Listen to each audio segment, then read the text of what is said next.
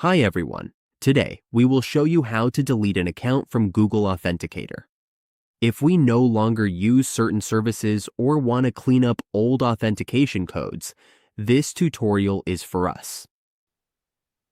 To get started, all we need to do is open our Authenticator app. If we don't have it yet, we just need to download it first.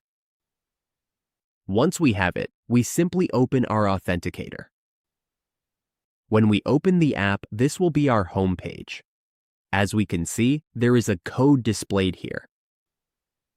Now, we need to tap the mini profile icon in the upper right corner.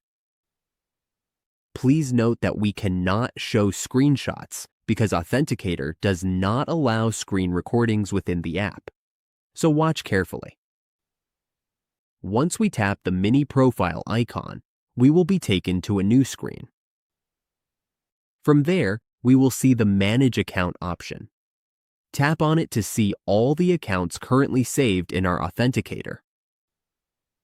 To remove an account, all we have to do is tap on the account we want to delete. A Remove Account option will appear. We just need to tap Remove Account and confirm. That will delete it from our Authenticator. This way, we can remove accounts from Google Authenticator while making sure we still have access to our login credentials and backup methods. And that's it.